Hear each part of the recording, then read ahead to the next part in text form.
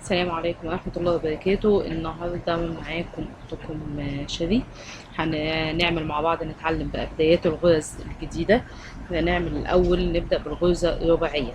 هنبدأ إن احنا نعملها مع بعض ونعمل الغرزة السداسية ونعمل الغرزة المقلوبة. دلوقتي هنعمل الغرزة الرباعية العادية. أنا هاخد جزء من الخيط ده، خيط 50 أهو. أنا هشتغل بيه على خرز رقم 8. خلاص معانا خلاص رقم 8. اول حاجه هنعملها ان انا هبدا برباعيه. طبعا قلنا ايه العاديه. باخد اول حاجه 4 خرزات. ادي 1 ادي 2 3 4 كده. بقى معايا 4 خرزات موجودين اهو. تمام اهو 4. هنعملهم بطريقه العقده. طريقه العقده ان انا برجع بنفس الخيط اللي انا طلعت منه من اخر خرزه اهو. نفس الخيط اهو دوت، برجع منه على الخرزه الاخيره. تمام. هيتكون معايا عقده زي ما احنا شايفينها اهي. اتكونت معايا عقده حلقه موجوده اهي اللي انا حاطه صبعي فيها. دي بناخدها، باخد بقى طرف الخيط التاني اهو. طرف الخيط اللي موجود معايا بعدي منها. بصوا انا بدخل طرف الخيط اهو فيها هي. تمام. وابدا اشد الخيط اللي هو الفرداني الاول. تمام. بعد كده هشد الخيط اللي بالعقده. بحاول بقى اسحب العقده معايا في نص الخرزه اللي انا شغاله فيها اهي. اتسحبت في نص الخرزه اللي معايا. نرجع نعمل واحده تاني. نفس الطرف اللي انا خدت بيه العقده هخليه في ايدي اليمين. تمام اهو. نفس الطرف هخليه في ايدي اليمين عشان اشتغل بيه. تمام. والطرف التاني اللي هو الفرداني دوت هو ده اللي هنحط فيه الاربع خرزات. احنا طبعا يعني ايه 3 على 1 و2 على 1 و5 على 1؟ معنى ان 3 على 1 او 4 على 1، انا الاربعه دول انا منهم واحده موجوده عندي بالفعل في الغرزه اللي قبلها، فانا هحط 3 عليهم. دي معنى 4 على 1، يعني عندي هم هيبقوا 4 خرزات منهم واحده اساسيه موجوده عندي في الغرزه اللي قبلها. الطرف اليمين هحط فيه واحده، والطرف الشمال هحط فيه 2 زي كده. تمام. هاجي في الطرف اللي في ايدي الشمال ده واقوم مدخله راجعه بالخيط تاني في قلب الخرزه الاخيره اللي انا عملتها اهو. لحد ما هيتكون عندي عقده خرزه جنب الواحد اللي هو فيه الخرزايه الواحده دوت اهو. هو ده اللي انا هدخل فيها اهي. بدأ يتكون عندي مربع تاني واشد العقده اهي. اشدها عشان تدخل بين الخرزه. نعمل واحده كمان. احنا قلنا الطرف اليمين اهو في ايدينا هندخل فيه واحده بس اهي. دخلت معانا واحده. نيجي الطرف الشمال اللي هو بيبقى فيه العقده انا بدخل فيه 2.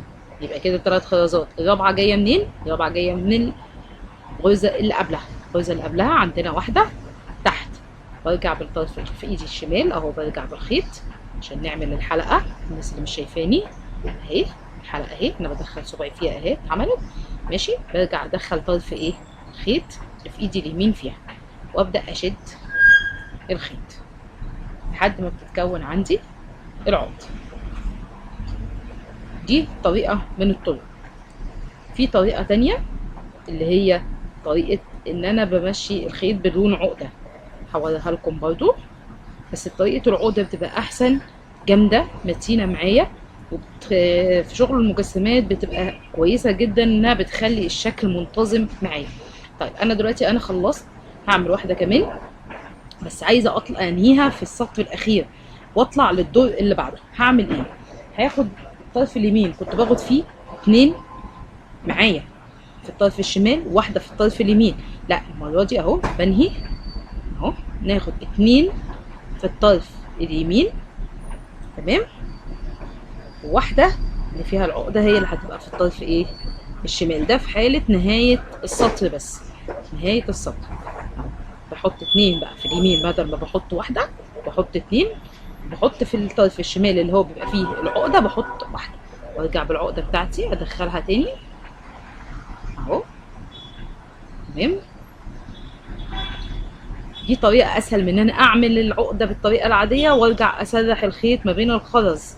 فالطريقه دي بتبقى اسهل واحسن وعندي، عشان ساعات بيبقى الخرز فتحته ضيقه، والخيط اللي انا ممكن اكون بشتغل بيه بيكون خيط تخين، فبحاول ان انا اعمل الطريقه دي بتبقى اسهل عندي عشان اقدر اطلع للسطر اللي بعده اهو، وابدا اشد العقده.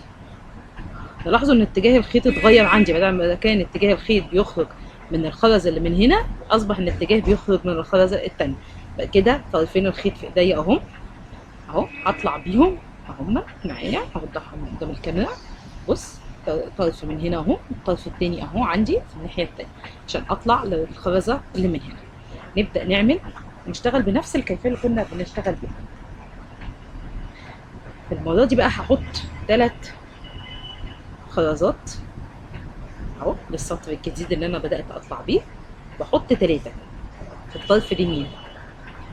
طب ليه بنحط 3؟ عشان انا هنرجع بالطرف اليمين دوت، ارجع بيه بعقده اهي، نرجع فيها كلها. انا بص خدت 3 خرزات هنا اهو، 3 خرزات اهم خدتهم. برجع في الخرزه الاخيره، الطرف التاني ما فيهوش اي حاجه اهو معايا، برجع في الخرزه الاخيره كده، هي اللي عملت معايا العقده. اصبح ان العقده دلوقتي بتبقى معايا في ايدي اليمين مش في الشمال، بعدي الخيط منها. الطريقه دي سهله جدا، هي ممكن نتلخبط فيها في الاول، بس بعد كده بالممارسه وان احنا نعرف العقده هتبقى في ايدينا اليمين او في ايدينا الشمال، ونبدا ان احنا نركز فيها، هنلاقيها ان هي اسهل طريقه بدل ما نمشي بالخيط ويرجع يسرح معانا. طرف الخيط اللي نازل من عندي من تحت اهو، من تحت الشغل، بدخل في الخرزه اللي بعدها. طلعت من الخرزه اللي بعدها، الخرزه هنا اهي، واطلع منها بالخيط اهو، هتعدي معايا اهي، الخيط بيعدي. دلوقتي احنا هنعمل 4/2. ما احنا الاول عملنا 4/1 عشان كان عندنا واحده هي اللي مبنيه في الاساس. دلوقتي انا هبدا اعمل 4/2. يعني ايه 4/2؟ احنا قلنا 4 يعني الغرزه هتبقى رباعيه، بس عندي 2 منهم هم موجودين في السطر اللي قبلهم اهي. واحده منهم اهي هنا موجوده في الطرف دوت، واحده اهي، واحده تانيه موجوده عندنا في السطر اللي قبلها، واحده في السطر الجديد اللي انا شغاله فيه، واحده هتبقى موجوده في السطر اللي قبله. اصبح ان عندنا 2. طب احنا عايزينهم 4، يبقى فاضل لنا 2 كمان هنحطهم عليه. ال2 دول هحطهم اهو في الطرف، احنا زي ما اتفقنا في الطرف اللي في ايدي اليمين اهو.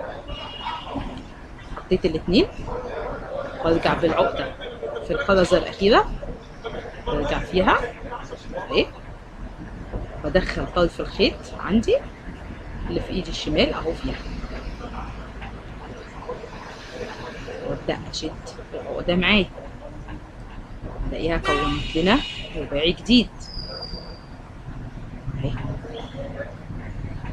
نكمل تاني، عندي طرف الخيط اهو، ندخله بقى في الخرزه اللي من عندنا من تحت كانت اهي، تعدي معانا من الخرزه اللي من تحت، ابدا اشد الخيط بتاعي.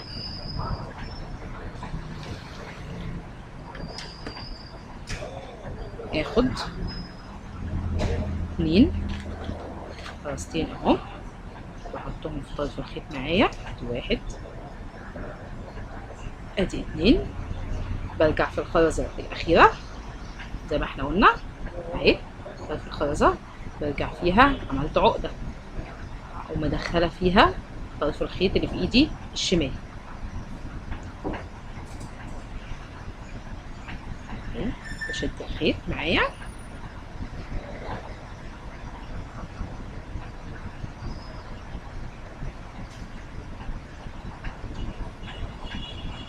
ارجع الخرزه اللي من تحت اهي، ادخل فيها الخيط بتاعي. طب احنا دي اخر غرزه عندنا في السطر، اخر واحده في السطر الاخير، هعملها ازاي؟ انا كنت بحط ال2 في الطرف اليمين، السطر الاخير باجي احط ال2 في الطرف الشمال. الخيط اللي في ايدي الشمال، بحط فيه هو الاتنين اهو عشان اقدر اطلع للسطر اللي بعديه بكل سهوله. الاتنين دول الطرف اللي في ايدي الشمال اللي ما كنتش بحط فيه من اول السطر، باجي في اخر غرزه بحط فيه اتنين، عندي اتنين من الاساس، برجع فيهم مدخله العقده كده، دخلت الخيط فيه ومدخله الخيط اللي في ايدي اليمين فيه واعديها، كونت عندي عقده تانية جديده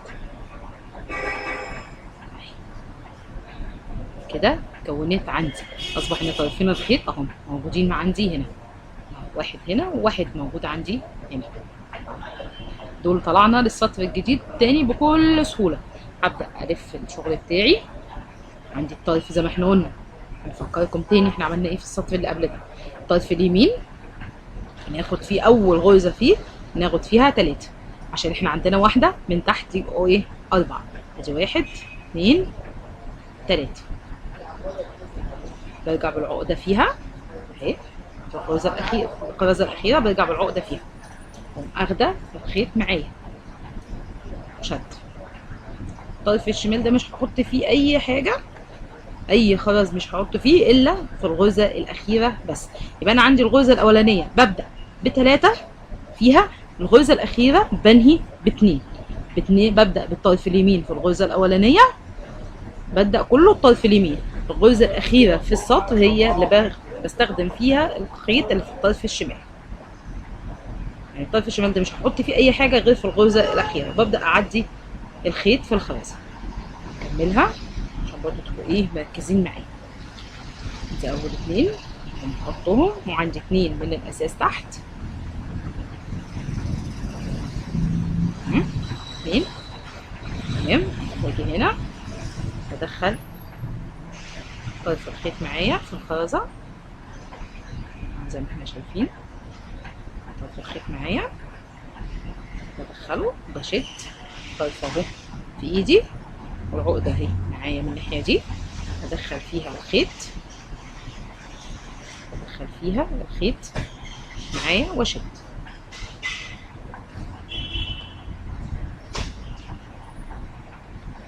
الطرف الشمال اعديه في الغرزه اللي بعدها اللي تحت، الخرزه اللي بعدها بصوا هو بيعدي. ببدا هنا اسحب، باخد 2 احطهم، ادي 1 ادي 2 والعقده بعملها تمام، بعدي فيها الخرز اهو، كونت معايا غرزه كمان.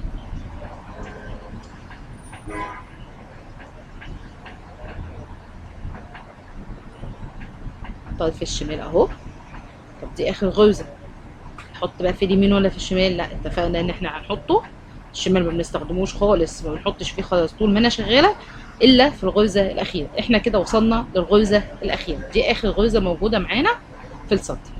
في الحاله دي بلغي الطرف اليمين ما بحطش فيه خرز، وبستخدم الطرف ايه الشمال هو اللي بحط فيه الخرز بتاعي كده عشان اقدر اطلع للسطر اللي بعده.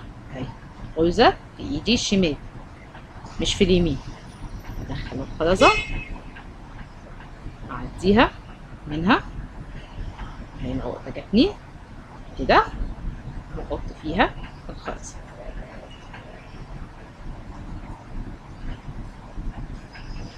طلعت كده للسطر اللي بعده بكل سهوله، مفيش اي مشكله تمام. كده تكون عندي غرزه رباعيه عاديه.